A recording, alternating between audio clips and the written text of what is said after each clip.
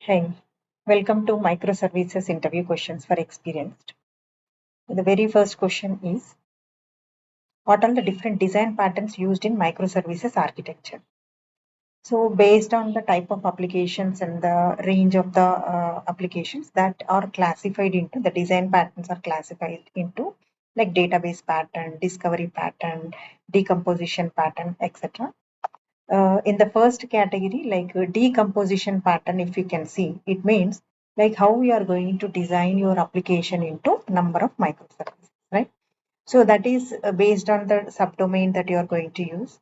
Yeah, services has to be designed. Let's say if it is an e-commerce application, payment service, catalog service, customer service, authentication service, cart service, like that we are going to decompose, which comes under subdomain design pattern that we use while designing the microservice based on the business capability, like what type of functionality you're going to implement in that particular service. Based on that, the microservices are decomposed and categorized. So these two things comes under decomposition pattern.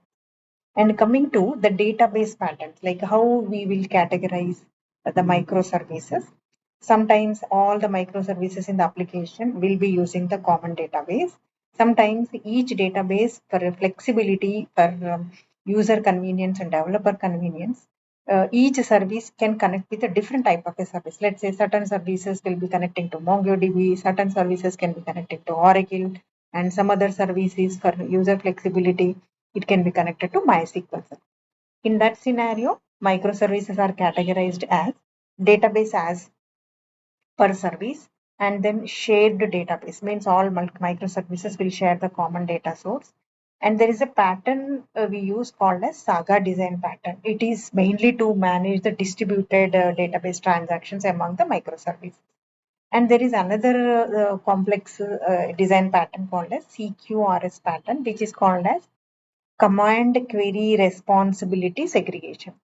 Means here, this is also like when we perform read write operations to the multiple databases, it is going to segregate the responsibility, which is called as CQRS design. Next is how the way the microservices are communicating, they are classified as communication patterns in the microservices architecture. Sometimes microservices are communicated synchronously. It comes under REST, representational state transfer, REST API calls. Second is asynchronous communication, means event-based communication happen between the microservices. This can be implemented by using Kafka messaging services or Apache MQ services. Different types of communication can be done by using asynchronous uh, operations. Next is called API gateway. There is a common point for communicating to entry point for the entire project. So which is called as API gateway. It is the way where we route all the requests coming to the multiple backend services. So that comes under communication patterns. And next is we have different types of fault tolerant mechanism in microservices. It means when there are multiple services are integrated into the application architecture, if any one of a single service is getting failed, so we are not going to say service is unavailable or service is down to the end user. So it has to be implemented by using some proper design pattern, which is called a circuit breaker design pattern. So in this pattern, generally, if one particular service is running successfully 24 by 7, which is called as closed state. Sometimes if a service is unavailable, it is getting failed, then it is called open state, means your service is not responding to the request. Next is there is another state called as a half open state. Means even though if the service is not available, we are going to give some dummy response to the end user, not saying that service is unavailable. We give some sample response instead of the actual response whenever service is not able to respond.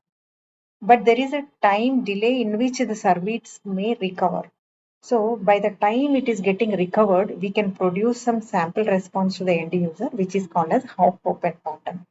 So in this circuit breaker design pattern, we follow these three different states: open state, closed state, open state, half open state. which is the very useful design pattern in microservices architecture to achieve high availability. There is a retry mechanism, there is a timeout mechanism. So retry means even if the service is getting failed, we can try for number of times. By the time service may be recovered, so then our entire service is going to respond to the end user as the aggregated response. If any one service is getting failed, okay, we are not going to say the entire application as it is not available or page not found error, 404 error, etc.